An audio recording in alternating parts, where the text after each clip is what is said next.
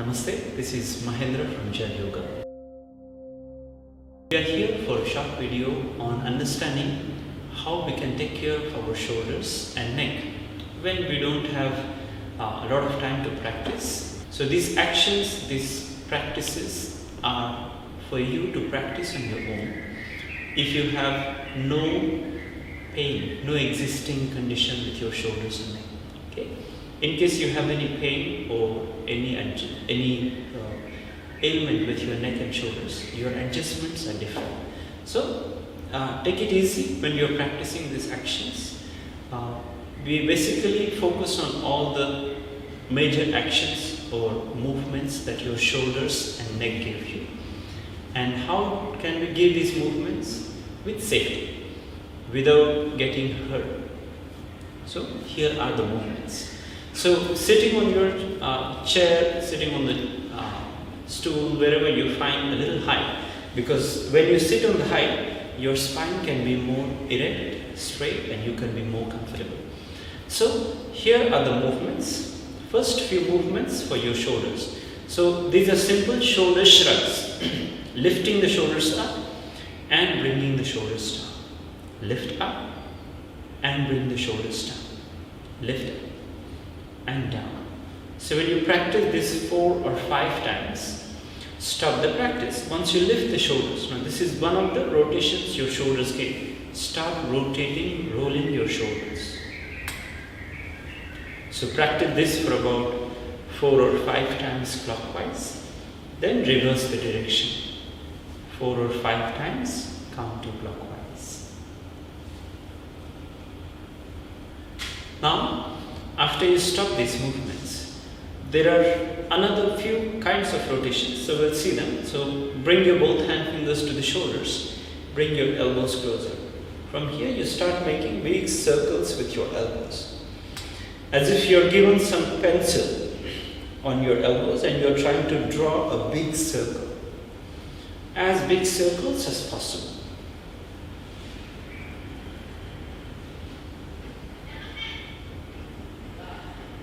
Then move in reverse direction, counterclockwise.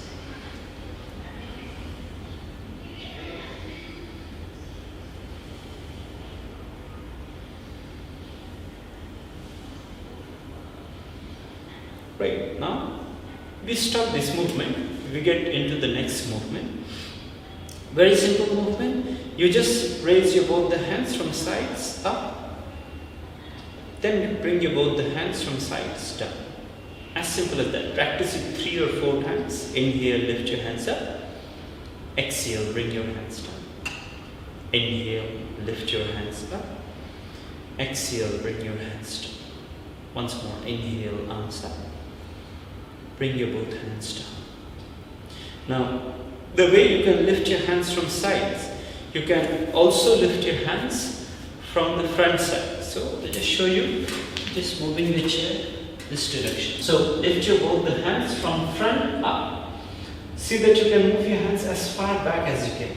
And then bring your both hands down. As you exhale, lift them back. Inhale, lift your arms up. Maintain the spine straight. Exhale, bring your hands back and down. Inhale, arms up. Exhale, bring your hands down and back. And one more time. Inhale, arms up. Exhale, bring your hands down and back. Then bring your both the hands down. So this is another rotation that your shoulders give.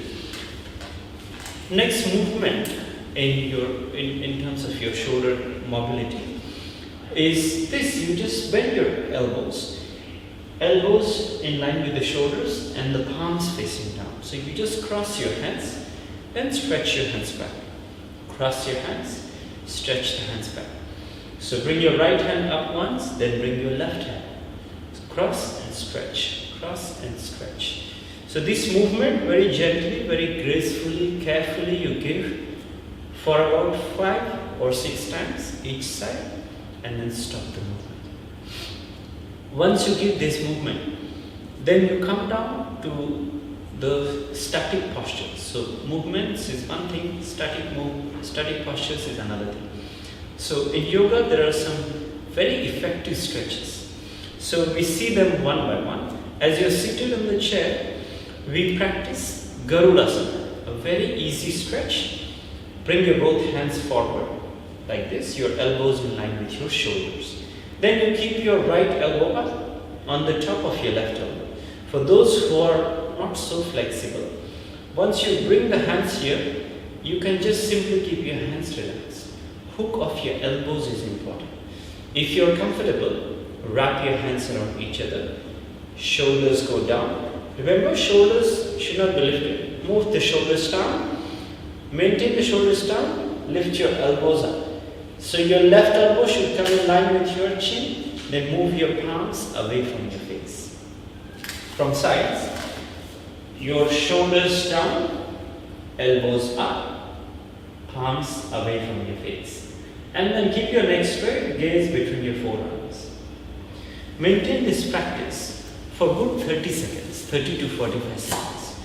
Once you hold this practice, you will start feeling a lot of stretch on your neck muscles that connect your neck and shoulders, and also on your shoulder blades. Do not forget to repeat the practice from other side. So this time you bring your left elbow up, right elbow down, wrap your hands around each other. Shoulders down, elbows up, palms away from your face. See that both your shoulders are in one line. Otherwise it happens when you practice it with your left elbow up, your left shoulder comes up. So you keep your shoulders in one line, keep your forearms vertical to the mat. Hold this practice again for good 30 to 45 seconds. This is called Garudasana, the eagle pose. Next effective practice is Uttan Mandukasana. Well, we are practicing it on the chair, so we just focus on the shoulder action. So you will lift your both the hands, then keep your right palm on the left shoulder, left palm on the right shoulder. Now, the angle that we are looking to open is the angle between your arms and the ribs. So you want to lift the arms up. You want to open this angle. You want to bring your elbow, your armpits and your ribs in 180-degree angle. Maintain this action for good 30 to 45 seconds. Release your practice. If you feel slight tension after you come out of this practice, just roll your shoulders clockwise, then counterclockwise. It should feel comfortable. If it still continues, means you have some limitation with your extension. So be very careful when you practice next movements of extension. Now, another practice that helps is Urdhva Baddha Angulyasana. Look at the fingers. You interlock your fingers, then you turn the palms out. All the fingers interlock. Then once you interlock the fingers, make your elbows straight. Your elbows should not be bent. Make them straight. And then slowly lift your arms up. When you lift the arms up, we don't want to lift the arms towards the ceiling. Rather, we want to move the arms as far back as possible with your elbows straight. So you maintain this action for good 30 seconds, 30 to 45 seconds. And then bring your both hands forward. Now, when you bring your hands forward, now observe the fingers. Now my left little finger is down. So I interchange the fingers. I bring the right little finger down. Again turn the palms out. Make your elbows straight and lift your arms as far back as possible. Urdhva Baddha Angulyasana. So this practice helps you to activate all the arm muscles, extend your shoulders in a very healthy way. Usually when you lift your arms, there is no activation. Your fingers are dull. There is no flow of energy upwards. But with the practice of Urdhva Baddha Angulyasana, your arms are really active, and each and every muscle pertaining to your arms and forearms, your fingers are being active. So that is Urdhva Baddha Angulyasana. Another practice is Gomukhasana.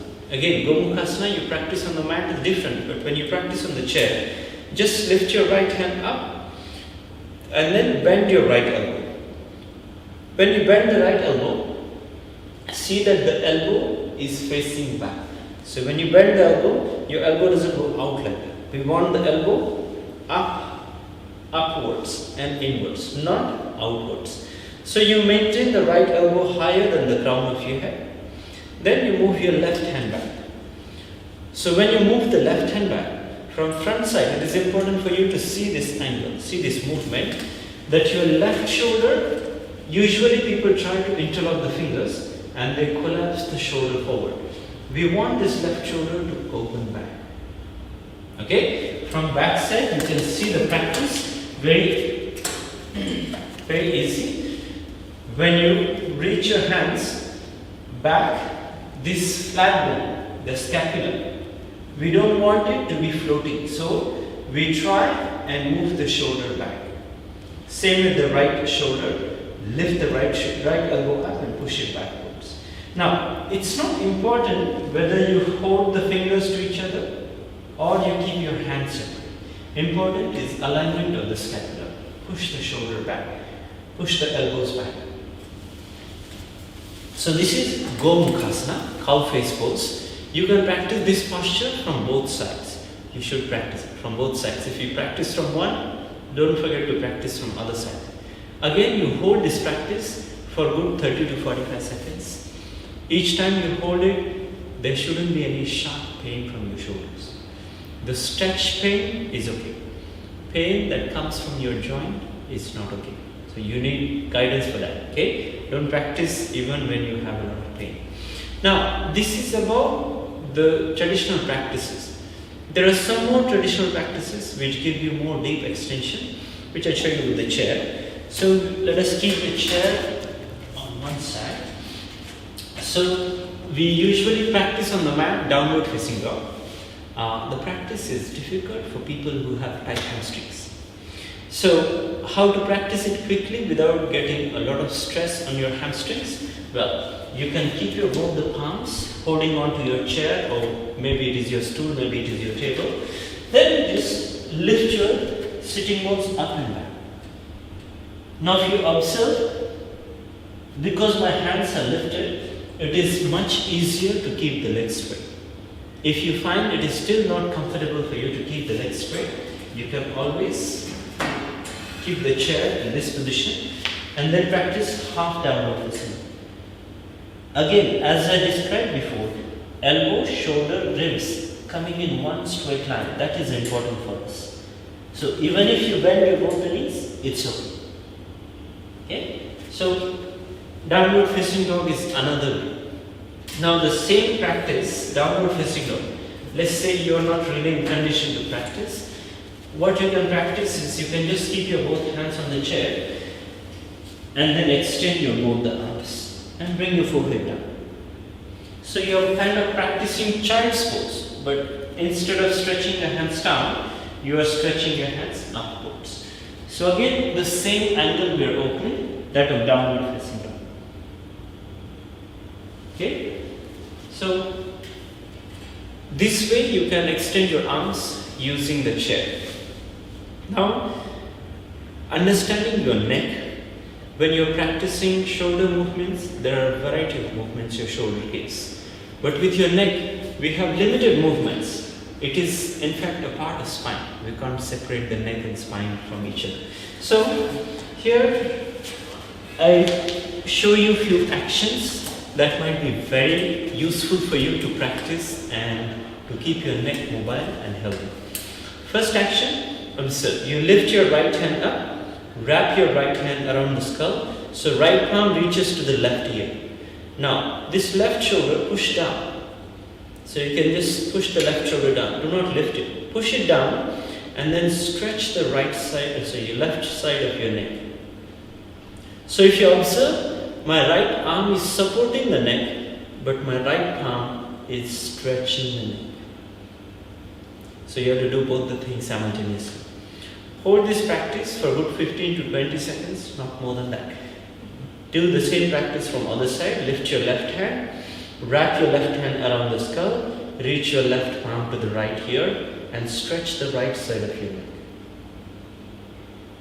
While you are stretching, the right shoulder should not be lifted. Push it down. And then release your practice after about 15 to 20 seconds. Now, after this, you interlock your fingers and keep your fingers behind the neck. Okay? Remember, not behind the head, behind your neck. on your neck vertebrae.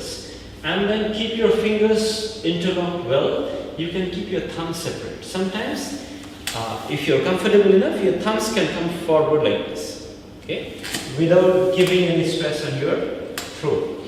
So once you keep your both hand fingers like this on your neck, lift your chin up. So your fingers will not allow you to bend back too much. So you maintain that action, gently pressing your neck vertebrae towards your throat, lift your chin up. A very safe and a very nice opening for your neck, back bend for your neck. And then after you hold this practice for 15 to 20 seconds, keep on holding your fingers exactly where they were before. Gently bring your chin towards the chest. Now in this practice, be careful that you don't press your neck, because your neck is very vulnerable in this posture. Even the weight of your both hands is more than enough to stretch your neck fully. I will say even half the weight of your both hands is enough. So you gently just maintain your hands there, it's more than enough. Allow your neck to sink down, and when you bend forward, do not hold longer. Hold for about 10 seconds, not more than that. Because this action you give very commonly, and this action is the action that makes your neck more vulnerable. Okay? So far I have shown you stretch from side to side, front to back. Now, more important practice, diagonal stretch. So what you need to do, you turn your face diagonally towards right side. Let us say 45-degree angle. Once you turn there, you bring your right hand up, hold the head, and then stretch this left side back corner of your neck.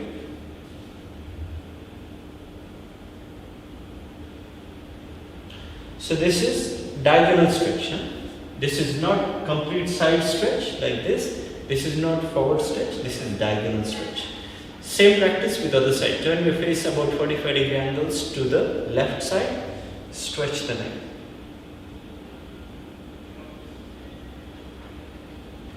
Hold for about 15 to 20 seconds. Both sides equally.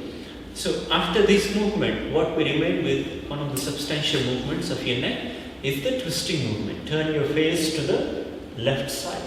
Complete, as much as you can. Now when you turn, people tend to turn the shoulders. They feel like, yes, I'm twisting a lot. No. Don't go for any quantity kind of stretch. We don't want to go very deep. Just turn your face to the left side within your means as much as you can. Stay there. There is no competition. There is nothing right or wrong. There is nothing ideal stretch as such. Come back to the center and then turn your face to the right.